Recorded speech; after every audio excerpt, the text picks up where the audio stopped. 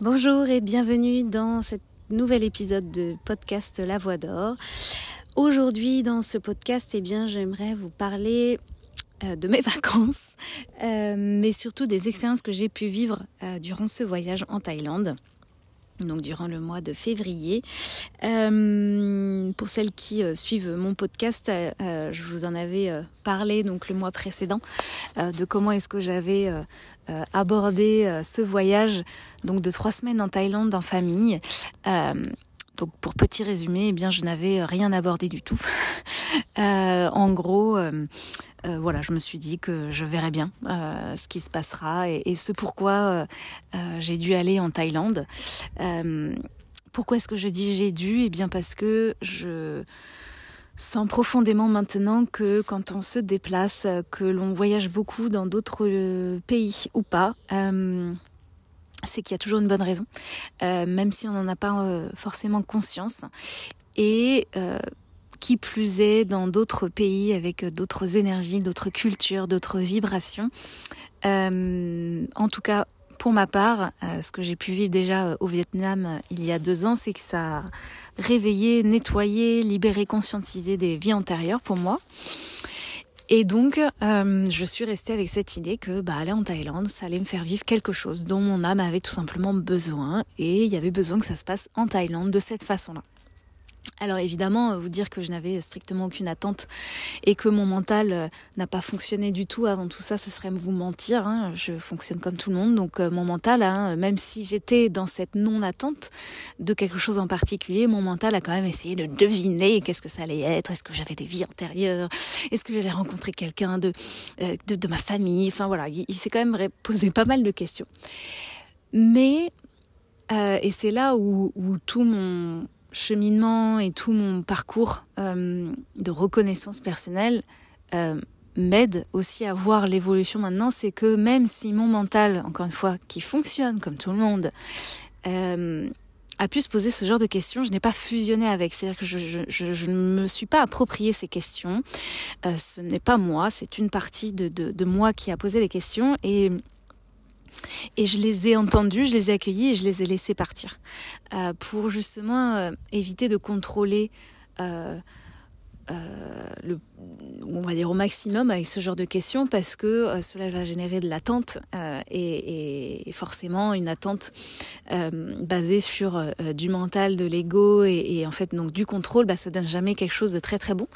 Donc j'ai appris à le repérer et c'est même pas quelque chose, ça se fait naturellement maintenant. Ok, c'est bon, j'ai vu, parce qu'il y a cette foi, il y a cette confiance intime, intérieure, profonde que tout ira bien et arrivera ce qui arrivera. Ça veut pas dire qu'il y a pas de peur, ça veut pas dire qu'il y a pas d'angoisse ou d'anticipation de quoi que ce soit. C'est juste que ça, c'est comme si c'était des choses qui flottaient sur la surface, on va dire, de l'eau, et à l'intérieur de cet océan, c'est le calme, le silence, les profondeurs, un peu à l'image de l'océan. Voilà, c'est un peu comme ça que je nous représente. Bref, tout ça pour vous dire que donc j'y suis allée comme ça. Et donc maintenant que je suis revenue, même si ça fait même pas 48 heures que je suis rentrée, au moment où j'enregistre ce podcast, j'ai déjà pris conscience de ce que ce voyage m'avait apporté, en tout cas de ce qui avait cheminé en moi. Alors il y a des choses très personnelles sur ma relation de couple, ma relation dans la famille, il y a des choses qui m'ont été montrées, qui m'ont été vues, sur lesquelles j'ai besoin d'agir justement, où j'ai besoin de libérer des choses, de comprendre des choses. Donc ça, je verrai ça avec ma thérapeute à la fin du mois. Et puis il y a des choses d'un point de vue plus général dans mon être, dans qui je suis profondément et dans la posture qu'il peut avoir au quotidien. Et autant le Vietnam m'a appris à lâcher prise, autant la Thaïlande, ce voyage en tout cas, pas la Thaïlande à proprement parler, n'allez pas en Thaïlande parce que vous pensez que ça va vous faire la même chose, encore une fois c'est une expérience personnelle, mais ce voyage en tout cas en Thaïlande m'a profondément mis dans l'instant présent. Alors oui, je sais que pour lâcher prise, il faut être dans l'instant présent et que pour être dans l'instant présent, il faut lâcher prise. Mais c'est comme si chez moi, ici, il y avait une continuité donc de tout ça. Et là, c'est pas tant le lâcher prise que j'ai appris, c'est vraiment d'être dans l'instant présent. Mais je sais pas comment dire autrement que c'est plus profond que ça. C'est pas d'être dans l'instant présent d'un point de vue cognitif, hein, de se dire bah tiens là je vais écouter les petits oiseaux, je vais me mettre dans mon corps et je vais me mettre dans l'instant présent. C'était pas quelque chose de mentalisé, c'était une posture, un état vibratoire dans lequel j'ai été et j'ai pu me ressentir. Alors pendant toutes les vacances, j'ai lu pas mal de bouquins. J'ai réussi à lire, chose extraordinaire. J'ai quand même donc réussi à lire. Alors évidemment, j'ai emmené plusieurs bouquins, mais parce que ça traitait de thématiques différentes et en même temps, ça tournait quand même autour d'un même sujet. Mais dont un livre donc que j'ai commencé, que j'ai bien entamé, qui s'appelle donc Le pouvoir de l'instant présent d'Eckhart Tolle. Et donc ce livre, je pense, m'a un peu accompagnée au cours de ce voyage. Alors, est-ce que c'était l'incarnation de ce que j'allais vivre ou est-ce que c'est parce que je l'ai lu que j'ai vécu ça? J'en sais strictement rien et je m'en fous. Mais vraiment, c'est comme si j'avais pu vivre et incarner ce qu'il racontait dans son bouquin. Ça a été vraiment une expérience très intéressante et en même temps déroutante parce que, évidemment, inédite et donc le mental, il panique à bord, quoi. Il se demande si c'est normal. Et au jour d'aujourd'hui, au moment où j'enregistre ce podcast, je ne sais pas si certains événements que j'ai vécus, si c'est réellement que j'étais dans l'instant présent ou si ça a été une fuite de quelque chose. Franchement, j'en sais rien. Mais je ressens que j'ai vécu quelque chose de différent par rapport à d'habitude dans cet instant présent. Alors au-delà du fait que je ne savais pas quel jour on était au jour le jour, je savais pas quel jour on était, mais au-delà de ça, c'est que je ne ressentais pas du tout le besoin de savoir quel jour on était. Ça ne me faisait pas peur du tout de ne pas savoir quel jour on était. Rien du tout. Je me suis vraiment laissée porter et guider. Le fait effectivement d'avoir pris une agence de voyage pour organiser chose qu'on avait faite pour le Vietnam, voilà, je savais que ça allait m'aider à vraiment profiter du voyage, mais même sans cela, il y a eu une partie de notre voyage où c'était une partie, on va dire, un peu plus travail, parce que c'était un mastermind avec d'autres entrepreneurs, où là, c'est pas moi qui ai organisé non plus, donc j'ai aussi pu me laisser porter et guider par tout ça. Mais dans chaque activité, dans chaque moment de ma journée, je me suis rendu compte, le lendemain, que à chaque fois, c'était comme si j'écrivais une nouvelle page blanche. Et c'est pour vous dire que la sensation, c'est comme si c'était, vous savez, l'histoire sans fin, la journée sans fin. C'est hop, je recommençais une nouvelle journée. Et la journée d'hier, c'est presque comme si je l'avais oubliée. Et c'est là où je ne sais pas encore si c'est une fuite de la réalité. Est-ce que vraiment j'étais pas plutôt perdue dans mes pensées et qu'en fait, du coup, je ne me souviens même pas de ce qui s'est passé il y a 2 secondes. Ou au contraire, c'est que j'étais tellement dans l'instant présent que je suis complètement détachée du coup du passé et que je sais ce qui s'est passé, mais que c'est ok en fait. Ça pourrait s'effacer, que ce serait ok. Moi, je suis quelqu'un de très nostalgique à l'origine. Je repense souvent au passé, mais que ce soit des événements douloureux comme de très beaux événements, donc très nostalgiques, quand je vois les photos de mes enfants, et ça, etc. Et en fait, c'est parce que je suis attachée au passé, et or le passé, il est passé, et j'ai besoin d'être dans le présent. Et là, je sais que j'ai vécu des expériences, c'était génial, c'est comme si j'avais respiré cet événement à fond. Et maintenant que je l'ai expiré et que j'étais sur un autre jour, juste c'est ça. Je sais pas comment vous expliquer. Il y a pas de jugement de oh, c'était trop bien, j'aurais bien aimé continuer. Non, pas du tout. C'est juste bien, c'était juste là et je passe à la suite. Ça veut pas dire que je dénigre ce qui a été, mais il n'y a pas la nostalgie de vouloir rester et revivre l'événement du passé. Je n'ai pas envie de revivre ce qui a été passé, chose qui est très inédite pour moi, vraiment très inédite. Et encore une fois, qui ne veut pas dire que je n'ai pas aimé ce que j'ai vécu. Pas du tout, au contraire. C'est totalement l'inverse, en fait. Et c'est ça qui est perturbant pour mon mental, parce que lui, il est en train de se dire, mais ça veut dire que, en fait, t'étais pas connecté, ça veut dire que t'aimes pas, ça veut dire que tu t'en es fiché de tout ce que t'as vu, ça t'a fait ni chaud ni froid. Voilà, c'est ce que mon mental essaye de me dire. Mais au fond de moi, je sens qu'au contraire, c'est justement tout l'inverse. C'est que pour une fois, j'ai été réellement connectée à ce qui était, sans attente, justement, sans anticipation de « je suis en train de vivre le truc et c'est tellement bien et j'ai tellement peur que ça s'arrête que je suis déjà dans le futur à imaginer comment est-ce que je vais faire pour… » non, en fait. Il n'y avait pas tout ça. Donc j'ai vraiment pris tout ce qu'il y avait à prendre et c'est très bien ainsi. Il y a vraiment aucun regret, aucune sensation de manque. Voilà, je sais pas si vraiment ça traduit réellement ce que j'ai ressenti, mais c'est avec ces mots-là que j'ai envie de les dire. Et c'est juste pour vous dire que ça fait un bien fou, parce que ça crée vraiment une sensation de légèreté, de virevoltage. Voilà, je sais pas si ça existe, mais de virevoltage. Même si, pour être honnête, vraiment, ce mental, je vois bien que ça l'inquiète un peu et que ça le déstabilise. Ça le déstabilise parce que il sait pas si c'est normal, si c'est bien. C'est la première fois que ça lui arrive. Mais au fond de moi, je sais que c'est normal. Quand il y a quelque chose qui change, le mental, il bug un peu. Mais c'est pour vous dire qu'à tel point que j'étais dans l'instant présent, c'est que... un truc tout con, mais d'un seul coup, je me suis dit, tiens, il est où mon portable ? Et en fait, 10 minutes avant, je l'avais rangé à un endroit, mais ça y est, j'étais déjà plus connectée à cet instant. Donc au moment de retrouver mon portable, j'ai eu un moment de, mince, qu'est-ce que j'ai fait de mon portable ?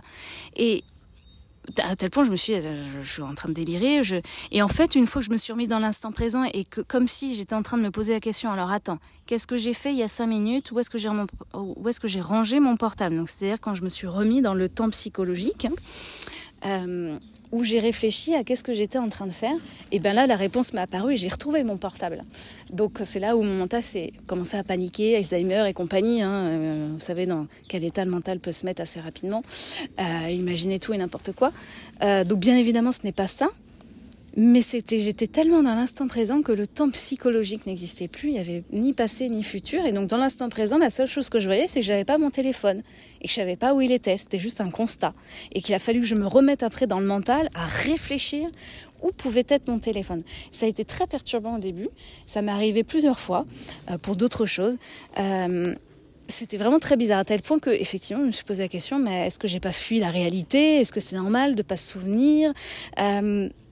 Mais voilà, je sens quand même qu'il y a autre chose derrière. Alors peut-être que, j'en parlerai à ma thérapeute, peut-être qu'il y a autre chose qui se cache derrière. Et puis dans ces cas-là, si je vois qu'il y a autre chose, je vous referai un petit point, un petit topo sur tout ça dans le prochain épisode du podcast. Mais voilà, c'est pour vous dire... J'ai besoin de vous partager mon expérience parce que ce truc de l'instant présent, de le vivre, etc., tous ces concepts, toute cette mentalisation, tous les bouquins qu'il y a dessus, c'est bien. C'est ce qui nous met sur le chemin de quelque chose, ça ouvre des portes. Et après, il y a l'expérience dans la matière que je n'ai pas recherchée. Ça, c'est important, c'est que je ne l'ai pas recherchée, en fait, cette expérience. Elle est arrivée à moi parce que j'ai été dans cette confiance, ce lâcher-prise, que j'ai appris de mes autres expériences, que ce voyage allait forcément m'apporter quelque chose, que j'allais forcément vivre des choses, et j'ai laissé la porte ouverte à tout ce qui pouvait arriver, indépendamment de ce que mon mental aurait voulu. Parce que, bien évidemment, que mon mental s'est dit, tiens, peut-être que, du coup, il va se passer ça, peut-être que ça va jouer là-dessus, peut-être... Et puis non, ça va pas jouer là-dessus, ou même pire, ça n'a fait qu'empirer certaines choses, et mon mental s'est dit, merde. Mais c'est comme ça, en fait, c'est parfait tel que c'est. C'est pas à moi de contrôler tout ça, en fait. C'est ma conscience supérieure qui dirige et moi j'ai plus qu'à vivre ce qui doit être vécu. Donc voilà, je voulais vous partager cette petite expérience d'instant présent, vous dire que effectivement à quel point ça soulage, à quel point ça peut être très perturbant parce que nous sommes dans une société qui valorise le temps dit psychologique, ça c'est Eckhart Tolle qui en parle. Voilà, il faut tout mesurer, tout vérifier, tout contrôler, le passé, le futur, etc. Mais on ne peut pas travailler sur son passé, on ne peut pas anticiper le futur si en fait on n'est pas dans l'instant présent, parce que quand on est dans l'instant présent, on se rend compte qu'il n'y a plus aucun problème et tous, entre guillemets, nos soi-disant problèmes se règlent par eux-mêmes. En fait, c'est ça qui est un peu paradoxal, mais c'est très particulier à vivre comme sensation, mais enfin voilà, c'est comme ça que je l'ai vécu moi. Donc voilà, si jamais vous avez envie de réagir, de rebondir, ou peut-être même tout simplement de partager aussi vous aussi vos expériences là-dessus, si vous avez déjà vécu ces expériences-là. Alors je ne sais pas, moi aussi, si j'arriverai à rester dans cet instant présent tout le temps. En tout cas, c'est ce que j'ai vécu pendant les vacances. Donc je sais que ça va être un terreau et que ça va me porter pour d'autres instants dans ma vie. justement parce que j'ai déjà vécu l'instant et quand vous vivez quelque chose, c'est enregistré dans vos cellules, dans votre corps. Donc c'est plus facile ensuite de se reconnecter à ça dans les moments où justement on est un peu plus déstabilisé. Vous allez pouvoir recontacter ces compétences. Mais voilà, si vous aussi vous avez vécu ce genre de choses, n'hésitez pas à partager aussi vos expériences parce que voilà, ça vient aussi nourrir nos réflexions à chacun, chacune, de voir la multiplicité des expériences, des différents chemins qui amènent à soi-même en fait, qui amènent au même endroit, au même lieu intérieur. Et je voulais vous raconter aussi une petite anecdote sur notre ami donc le mental. Donc vous savez que le mental est là pour nous protéger de nos émotions, de tout ça, et que donc il aime bien rationaliser, il aime bien expliquer et justifier les choses qu'il ne comprend pas. Et donc souvent en séance, quand on arrive à voir tout ça, alors il y a des fois il avait mis en place des explications qui paraissaient vraiment logiques, vraiment cohérentes et qui avait vraiment du sens. Et parfois, le fait est que ça l'est. Mais il y a des fois, vraiment, c'est complètement débile. Vraiment. Et sur le moment, c'est ça qui est beau, c'est que sur le moment, ça répond tellement à un besoin de cacher quelque chose, d'une peur, etc. Ça vient tellement combler une peur, rassurer quelque chose en nous, qu'on est prêt à croire tout et n'importe quoi de ce qui peut nous balancer comme débilité. Et j'insiste vraiment sur ces mots parce que j'en ai eu l'expérience pareille pendant ces vacances. J'ai trouvé ça tellement fort qu'il faut que je vous la raconte. J'étais en train de visiter un musée donc avec ma famille, mes enfants et mon conjoint, et un musée sur l'opium. Et donc il y avait personne dans ce musée, c'était vide. Et donc on se balade et puis vers la fin du musée, mon fils veut faire un cache-cache, alors on fait un cache-cache. Et donc j'arrive pas à trouver mon fils, donc je commence à l'appeler. Et puis là, il sort un peu de sa cachette, il dit maman, viens voir, je crois qu'il y a un serpent, viens voir, je sais pas si c'est un vrai ou si c'est un jouet, je sais même pas si c'est lui qui me dit ça d'ailleurs au début. Bon bref, du coup je viens avec lui dans la pièce où il me dit qu'il y a un serpent, et là effectivement je vois un serpent sur le sol, un serpent rayé noir et jaune, mais qui bouge pas, un truc sur le sol. Et là, on reste planté là. Donc, j'étais avec mes 2 enfants à ce moment-là. On reste planté là et puis on attend. Et puis, mon fils me dit, oui, j'étais caché juste à côté. Et puis, je l'ai vu au dernier moment, mais il bouge pas. Tu crois que c'est un jouet? Là, je dis, je sais pas, c'est bizarre quand même. En même temps, il bouge pas, mais non. Et là, je m'entends, je me vois et je m'entends dire à voix haute, mais non, mais il bouge pas, ça doit être un jouet, sinon il bougerait, c'est pas possible, ça doit être un jouet qui traîne. Et donc je vous jure que quand j'ai sorti ça à voix haute, il y a une partie de moi qui s'est dit que c'était complètement logique, complètement normal de trouver un jouet en forme de serpent dans un musée sur l'opium alors qu'il n'y avait personne, en plein milieu du passage. Tiens, il y a un jouet par terre comme ça. Voilà, ça m'a semblé tellement plausible, tellement réaliste, tellement faisable que j'ai balancé ça à voix haute et la seconde après, une fois après j'ai vu que le serpent bougeait, c'est là où d'un seul coup c'est comme si, vous savez, le voile de l'illusion qui tombe, comme si le château de cartes s'effondre, et je me dis, mais Aurélia, mais t'es complètement con ou quoi? À quel moment t'as pu croire une seule seconde qu'il allait avoir un jouet de serpent dans un musée comme ça, qui sort de nulle part? Qu'est-ce qui t'a paru? Ça t'a paru plus plausible que ce soit un jouet là abandonné d'un serpent dans un musée plutôt qu'un vrai serpent alors que tu es en plein milieu de la jungle dans ce pays de la Thaïlande où il y a je sais pas combien de serpents partout. Ça t'a paru plus plausible qu'il y ait ce jouet qui traîne là.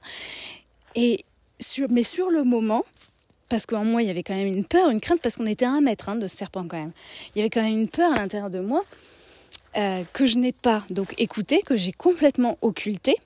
Et donc pour venir compenser cette peur, tout ça, il y a une explication rationnelle à la peur. Ah, mais c'est parce que... Ah, mais non, mais en fait, c'est bon, c'est un jouet. Ah, c'est bon, tout s'explique. Ouf, ça va mieux. Alors, j'ai une explication, ça fait le ouf de...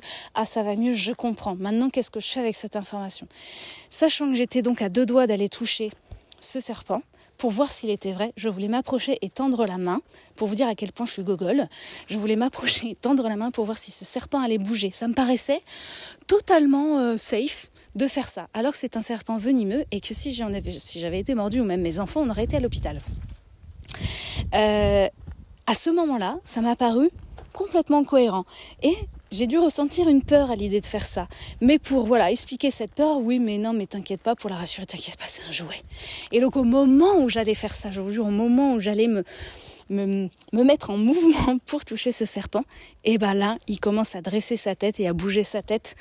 Alors je vous fais le mouvement en même temps que j'enregistre, mais vous ne me voyez pas, c'est débile. Mais il bouge la tête de chaque côté. Sur les côtés, ça fait vraiment une sensation très bizarre. Et là, je le vois bouger, et c'est là où toute cette illusion s'écroule en moi, de me dire, mais t'es gogol ou quoi ?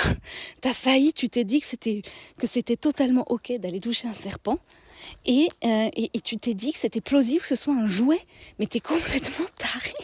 C'est là où je me suis rendu compte à quel point le mental pouvait nous balancer des conneries monumentales, et que comme sur le moment ça venait combler un besoin, combler une peur, tout ça, et ça nous paraissait ok. Et là je vous le raconte en rigolant par rapport à un serpent, c'est une anecdote, c'est rigolo, mais il faut le voir aussi ça dans des situations plus complexes, plus compliquées, des traumas, des choses comme ça, où votre mental est prêt à vous mentir, à vous dire n'importe quoi, juste pour vous soulager quelque chose en vous, vous rassurer, combler quelque chose, et sur le moment, ça vous semble totalement vrai. Mais ça ne se base sur rien non plus. Donc évidemment, il faut le mettre en relation avec ce qui a été dit, et comme je vous l'ai dit, parfois il dit des choses qui peuvent être cohérentes, mais il n'a jamais la totalité de la solution, jamais la totalité de la compréhension, de la conscience, parce que si c'est votre ego qui parle, ce n'est donc pas votre mental éclairé par la conscience, et il manque forcément des informations. Et c'est forcément biaisé par plein d'autres trucs, notamment des émotions, des choses cristallisées, et c'est ça qu'on peut justement aller décrypter et mettre en conscience, mettre en lumière grâce à la mémoire cellulaire.